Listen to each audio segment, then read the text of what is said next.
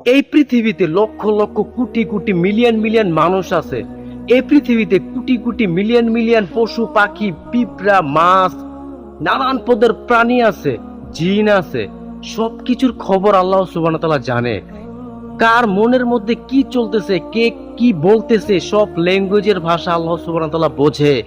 সব জিনিসই কিন্তু আল্লাহ সুবহানাহু ওয়া তাআলা বোঝে। মানে একটাবার থিঙ্কিং করেন আপনারা, যে এই পৃথিবীতে কোটি কোটি মানুষ আছে, সব মানুষের ভাষা, সব মানুষের মনের ভাষা আল্লাহ সুবহানাহু ওয়া তাআলা একসাথে বোঝেন।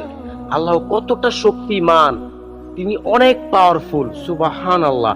এই পৃথিবীতে কিন্তু একটা দুইটা প্রাণী নাই, একটা দুইটা পিঁপড়া না, একটা দুইটা মাছ না, একটা দুইটা বাঘ ভাল্লুক, আপনার পশু মানে পাখি, সবগুলার ভাষা কিন্তু আল্লাহ সুবহানাহু ওয়া তাআলা বোঝে।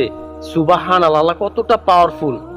তো জীবনে যা কিছুই করেন, একটা জিনিস মাথায় রাখবেন যে উপরওয়ালা একজন আল্লাহ আমাকে দেখছে। আপনি একটা জিনিস চিন্তা করেন, আপনি কম্বলের তলে ঘুমায় আছেন, শুয়ে আছেন, আল্লাহ সুবহানাহু ওয়া তাআলা আপনার নিঃশ্বাসটা কিন্তু সেই কম্বলের তলে কি সুন্দর নিঃশ্বাসটা আসছে আর বের হচ্ছে।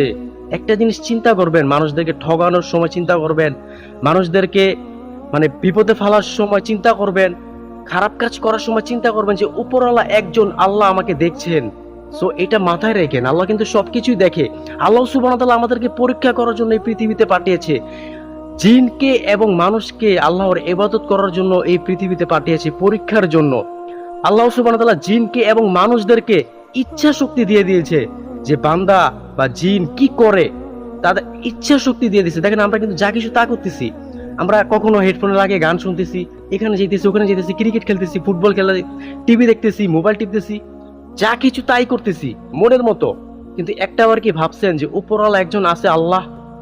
আল্লাহ কিন্তু সব দেখে, সব, এবং এগুলার হিসাব একদিন নিবে, 100% ভাবে নিবে। মানে চুল পরিমাণ খারাপ কাজও যদি করেন সেটাও তুলে ধরবে, চুল পরিমাণ ভালো কাজও যদি করেন সেটাও আল্লাহ সুবহানাহু ওয়া তাআলা আপনার সামনে তুলে ধরবে। তখন আপনি কিছুই বলতে পারবেন না, আপনার মুখ থাকবে বন্ধ, আপনার হাত কথা বলবে, আপনার চোখ কথা বলবে, আপনার সবকিছুই কথা বলবে। তখন আপনার মুখ থাকবে বন্ধ, আপনি কিছুই বলতে পারবেন না। এই পৃথিবীতে আপনি মানুষের সামনে অভিনয় করতে পারেন, এই পৃথিবীতে আপনি মানুষের সামনে কথা বানাইয়া এক কথা থেকে আরেক কথা বলতে পারেন, কিন্তু হাসরের মাঠে আল্লাহর কাছে বানাইয়া অভিনয় করে কথা বলতে পারবেন না। তো যা কিছুই করেন, ভালো কাজ করেন, মাথার মধ্যে একটা জিনিস রাখবেন যে আল্লাহ আমাকে দেখছে।